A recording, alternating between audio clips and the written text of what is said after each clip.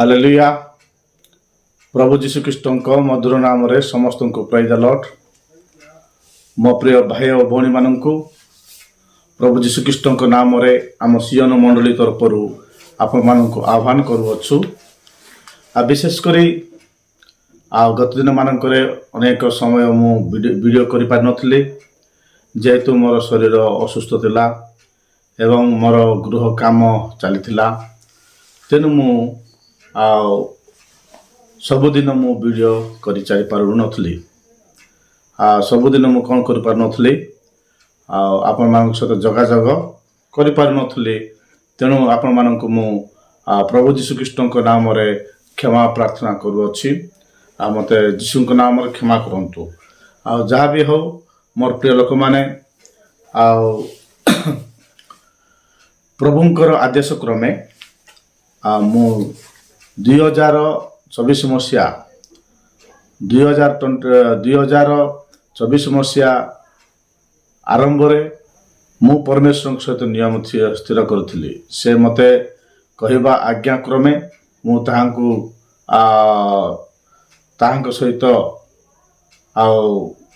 ଶପଥ ଗ୍ରହଣ କଲା ପରେ କରିଥିଲି ଯେ ପ୍ରଭୁ ଆଜିଠାରୁ ଆମ ମଣ୍ଡଳୀରେ ସବୁ ସପ୍ତାହରେ ଆଜିଠାରୁ ଆରମ୍ଭ କରି 2024 ମସିହାରେ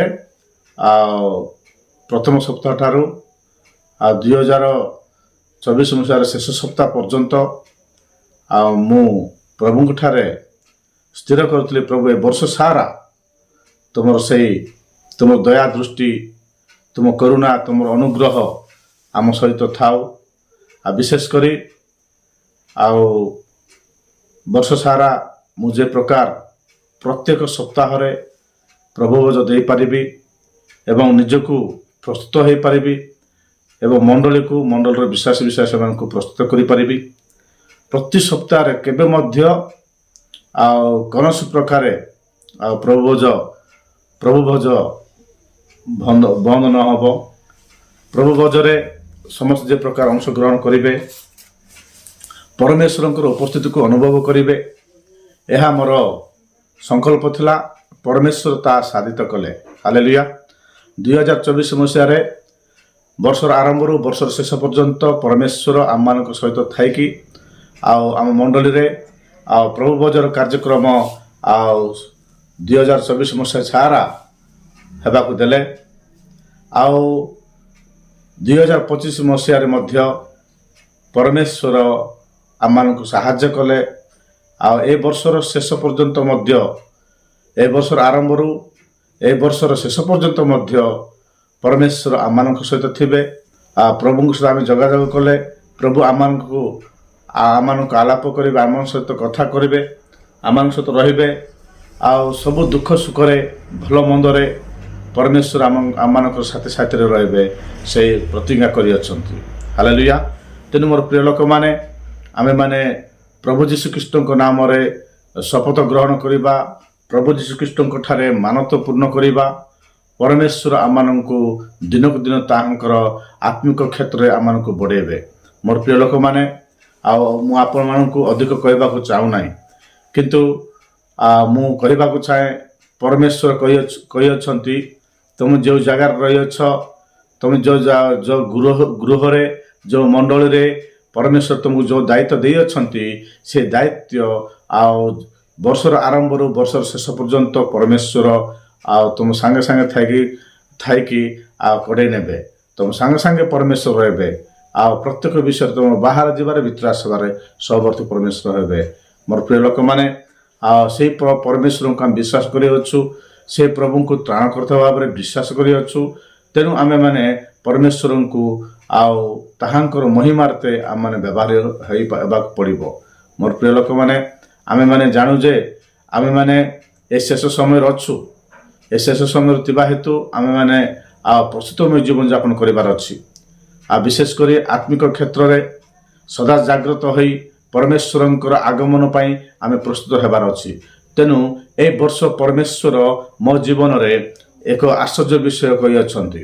ତାହା ହେଉଛି, ଏହି ବର୍ଷ ଆରମ୍ଭରୁ ଶେଷ ପର୍ଯ୍ୟନ୍ତ ମୁଁ ତୁମ ସାଙ୍ଗରେ ଥିବି। ମୋର ଦୟା ଦୃଷ୍ଟି, तुम सहित थिब आउ तुमे जो जेकोसी कर्म करिब आ मो पई ताहा कर बोली कहले आ विशेष करी ए शेष समय रे मंडली को प्रभुंकर आगमन पई प्रस्तुत करिबा मंडली रे आ भ्रांत शिक्षा दूर करिबा मंडली रे आ विभिन्न प्रकार आ भंड शिक्षा गुड़ाक अच्छी आ अनेक भंड भाववादी माने भंड पास्टर माने आसिकरी आ मंडल थिबा विश्वासी माननकु भ्रांत करी आ से माननकु इजराइल रो माने इजराइल रो उपदेश देवछंती आ तेनु से इजराइल रो उपदेश ठारू से जो भंड शिक्षार उपदेश ठारू आमे माने जे प्रकार मंडल को रक्षा करि परिबा एवं निज रक्षा हेबा मंडल को रक्षा करि परिबा एई उद्देश्य रे आपण माननकु मु प्रभु को नाम अनुरोध करूछि विशेष कर परमेश्वर ठारे मु पाइथिबा जो आज्ञा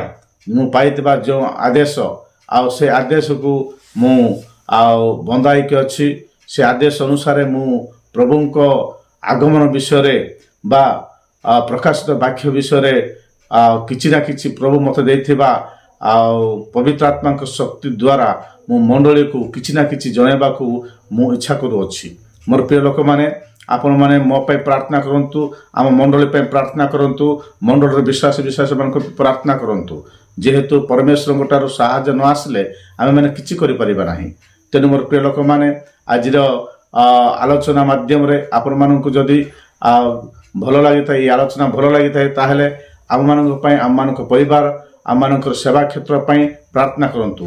आपण मानकर जदि इच्छा अछि ताहले आम मानक सहित जोगाजोग करंतु आ विशेष करी प्रभु को सेवा करबा पई प्रभुंकर स्वच्छ भाव रे माने प्रभुंठार आमे माने बढ़िबा पई प्रभुंकर सत्य मार्ग रे अनेक को चलाइबा पई आमे माने एकत्र हवा आम समस्ते एकजुट होकर प्रभुंकर सेवा करवा ए शेष समय रे निज निज मंडल को परमेश्वर आगमन पर प्रस्तुत करवा यही उद्देश्य नहीं आम जब कार्य करवा ताहले आम कार्य रे परमेश्वर सफलता प्रदान करेंगे। मोर प्रिय लोक मैंने आज आलोचना आपण मानू भल लगुच बोली आशा करुच्ची आम परिवार आम मंडल आपण मैंने प्रार्थना करेंगे बोली आशा करी यही छोट विशेष करी विज्ञापन यही छोट परमेश्वर आदेश आपण मान सम्मुख रखुअछि। आमेन। छोट प्रार्थना करबा हम शेष करबा। सर्वशक्तिमान जीवंत सदा प्रभु आश्चर्य पराक्रम परमेश्वर हम तुमको धन्यवाद करुचु। आज आलोचना जे प्रकार परमेश्वर तुम लोक मान सहित बांटी नहीं अच्छी प्रभु से जे प्रकार या ग्रहण योग्य भाव में ग्रहण करेंगे और तुम आगमन पर प्रस्तुत होबे से परमेश्वर से जीवन तुम कार्य कर तुम प्रकाशित वाक्य आम जे प्रकार प्रभु तुम शक्ति नथिले आम आम से प्रकाशित वाक्य को बुझी पारू ना तेणु तुम शक्ति द्वारा आम मैंने आज ठारू ये प्रकाशित वाक्य आरंभ करूँ से साहाय्य कर महिमा गौरव प्रशंसा तुमको दे यीशु को नाम रे प्रार्थना कलु प्रभु। आमेन। हालेलुया।